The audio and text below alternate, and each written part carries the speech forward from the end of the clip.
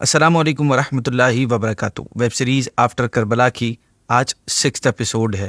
ناظرین، last episode میں ہم نے سنا تھا کہ مسلم بن عقبہ مدینے والوں سے جب فارغ ہوا اور اس کے لشکر والے 3 دن تک شہر کو لوٹ مار کر چکے تو ان سب کو ساتھ لے کر وہ مکے کا رخ کرنے لگا۔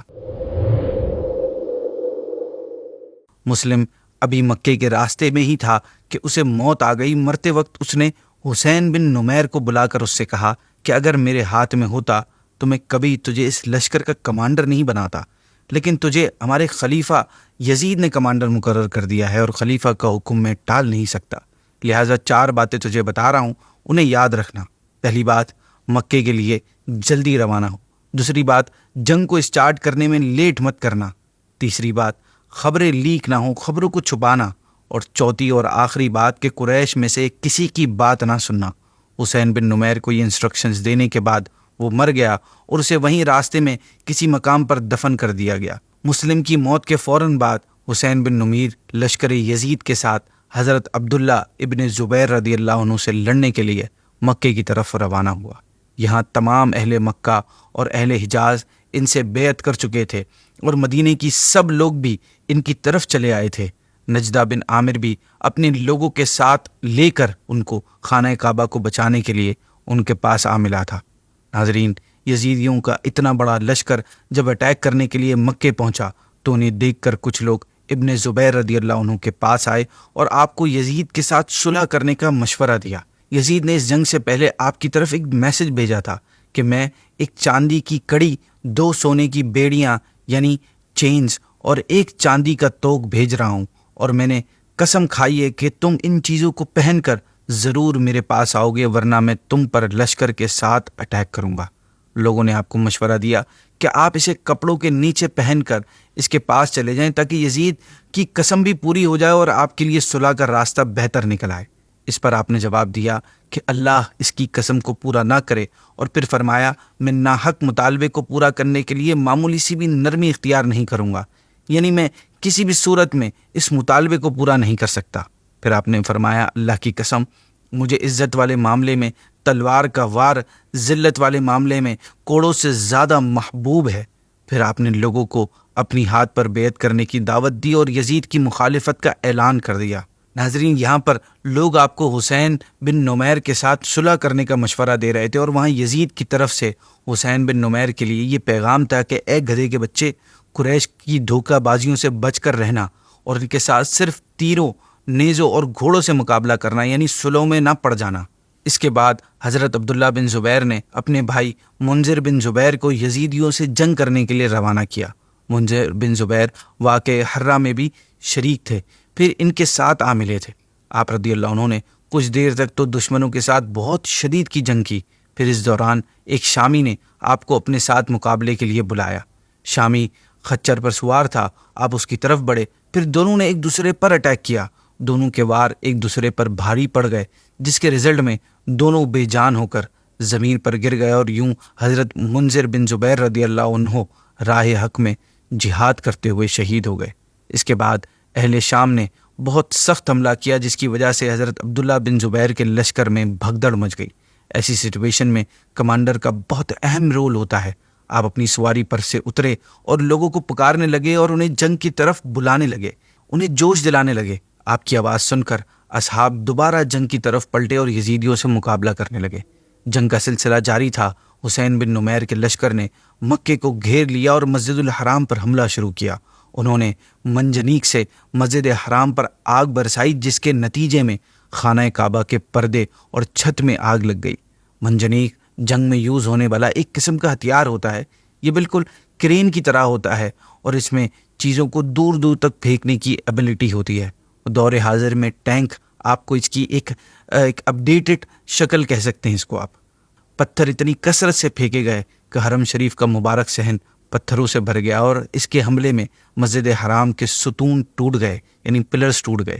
خانہ کعبہ کی دیواریں کمزور پڑ گئیں اور چھت گر گئی۔ یزیدی پتھر برسانے کے ساتھ ساتھ آگ کے گولے بھی جلا جلا کر پھینکنے لگے، جس سے خانہ کعبہ میں آگ لگ گئی، غلاف جل گیا، اور وہ دمبا جو حضرت اسماعیل علیہ الصلوۃ والسلام کے فدیے میں قربان کیا گیا تھا، اس کے سینگ بھی تبرک کے طور پر خانہ کعبہ میں محفوظ تھے وہ بھی جل گئے۔ اس حملے کی وجہ سے اس جنگ کے بعد اہل مکہ کا گھروں سے نکلنا مشکل ہو گیا تھا۔ آلموسٹ 2 مہینے تک وہ سخت مصیبت میں مبتلا رہے تھے۔ خیر ناظرین، یزیدیوں اور اہل مکہ کی جنگ جاری تھی۔ پھر اچانک ایک ایسی نیوز آئی جس سے جنگ کا پاسا پلٹ گیا۔ وہ نیوز تھی یزید کے مرنے کی نیوز۔ جی ہاں، یزید مر گیا۔ سب سے پہلے یہ خبر حضرت عبداللہ بن زبیر رضی اللہ عنہ کو ملی۔ نیوز ملتے ہی انہوں نے بلند آواز سے یزیدیوں کو پکار کر کہا، اے شامی بدبختوں، تمہارا گمراہ سردار یزید تو ہلاک ہو گیا، تو پھر اب تم ہم سے کیوں لڑ رہے ہو؟ شامی پہلے تو یہ سمجھے کہ عبداللہ بن زبیر کی یہ کوئی چال ہے، آپ کی یہ وار اسٹریٹجی کا پارٹ ہے، لیکن تیسرے دن جب انہیں ثابت بن قیس نامی شخص نے کوفہ سے آ کر یزید کے مرنے کی خبر سنائی، تب انہیں یقین ہو گیا کہ واقعی ان کا سردار مر گیا ہے۔ اب ان کے حوصلے پست ہو گئے اور حضرت عبداللہ بن زبیر کی فوج کے حوصلے بلند ہو گئے، اور یوں اللہ پاک نے اہل مکہ سے یزیدی آفت کو دور فرما دیا۔ یہاں پہ کچھ اسٹاپ کر کے آپ کو کچھ باتیں یزید کی بھیانک موت کے متعلق بتاتے ہیں۔ ناظرین، یزید اپنی موت سے پہلے ایک بہت ہی خطرناک اور اذیت دینے والی بیماری میں مبتلا ہو گیا تھا۔ پیٹ کے درد اور انٹسٹائن کے زخموں کی تکلیف کی وجہ سے وہ ایسے تڑپتا تھا جیسے مچھلی پانی کے بغیر تڑپتی ہے۔ آخری وقت میں جب اسے اپنی موت کا یقین ہو گیا تو اس نے اپنے بڑے بیٹے معاویہ بن یزید کو اپنے پاس بلایا اور سلطنت کے بارے میں انسٹرکشنز دینے لگا کہ اسے یزید کے بعد کیسے سلطنت کے معاملات سنبھالنے ہیں۔ وہ بھی سٹارٹ ہی ہوا تھا کہ اس کے بیٹے نے نہایتی ذلت اور حقارت کے ساتھ سلطنت کی آفر ٹھکراتے ہوئے یزید سے یہ کہا کہ جس تخت و تاج پر آل رسول کے خون کے دھبے ہوں، میں اسے ہرگز قبول نہیں کر سکتا۔ خدا اس منحوس سلطنت کی وراثت سے مجھے محروم رکھے جس کی بنیادیں نواسہ رسول کے خون پر رکھی گئی ہوں۔ یزید اپنے بیٹے کے منہ سے یہ الفاظ سن کر تڑپ گیا اور شدید غم اور درد سے اپنے بستر پر پاؤں پٹکنے لگا۔ موت سے کچھ دن پہلے یزید کی آنتیں سڑ گئیں اور اس میں کیڑے پڑ گئے۔ تکلیف کی شدت سے وہ خنزیر کی طرح چیخا کرتا تھا۔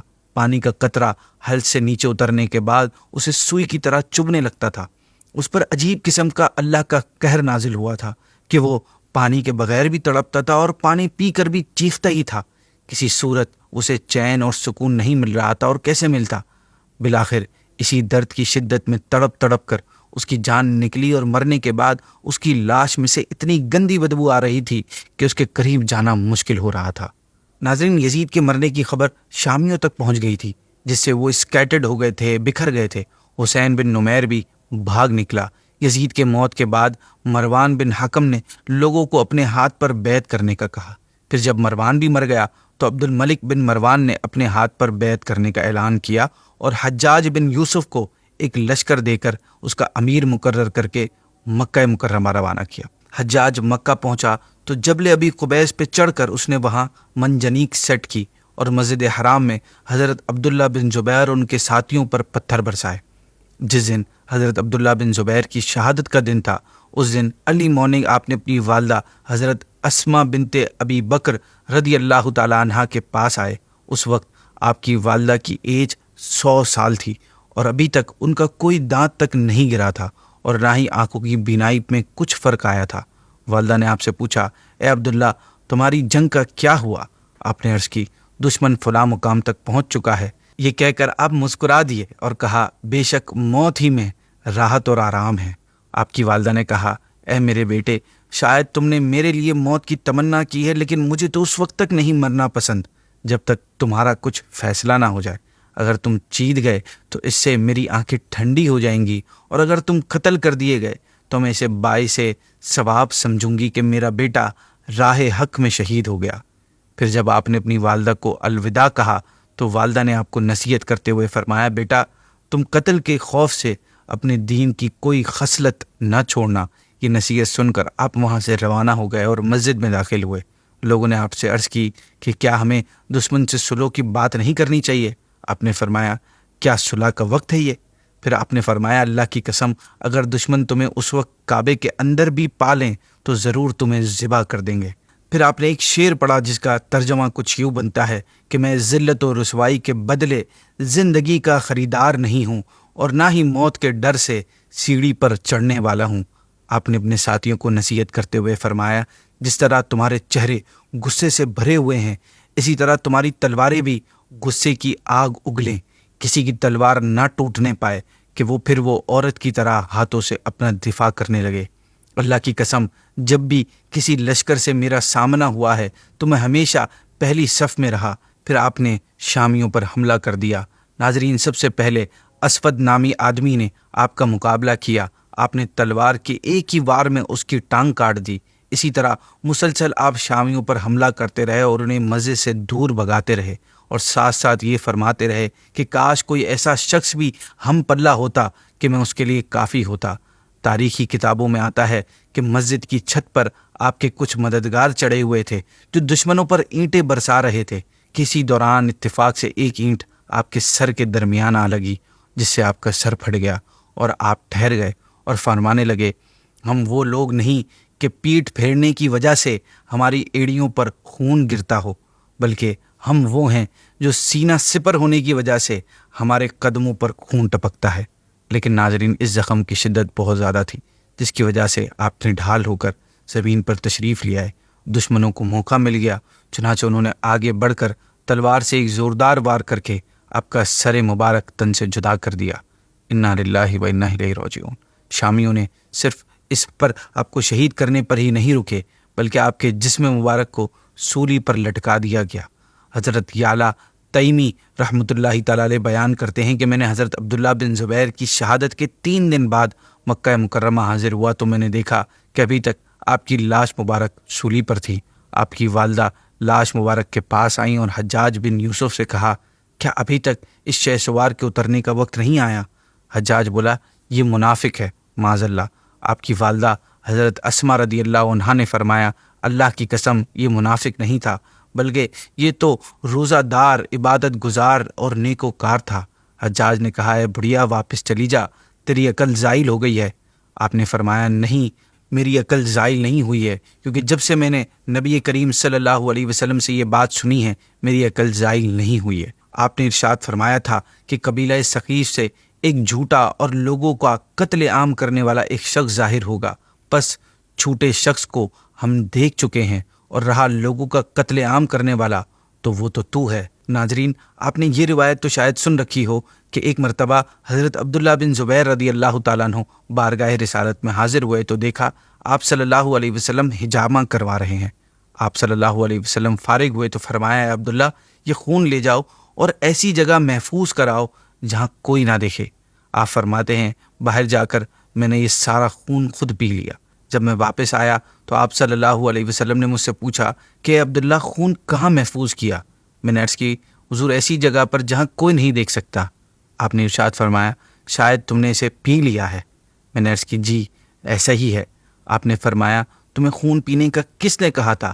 خرابی ہے تیرے لیے لوگوں سے اور ان کے لیے تجھ سے۔ اس حدیث پاک کی شرح میں محدثین لکھتے ہیں کہ خرابی ہے تیرے لیے لوگوں سے، آپ صلی اللہ علیہ وسلم کے ان ورڈ سے مراد یہی ہے کہ آپ کی شہادت کے بعد آپ کو سولی پر چڑھایا گیا، یہ آپ کے لیے حجاج وغیرہ کی طرف سے خرابی ہے، اور لوگوں کے لیے تجھ سے، اس سے مراد یہ ہے کہ جو آپ کے قاتلوں نے آپ کو شہید کر کے اور کعبۃ اللہ کی بے حرمتی کا جو بہت بڑا گناہ اپنے سر لیا ہے، وہ ان لوگوں کے لیے خرابی ہے۔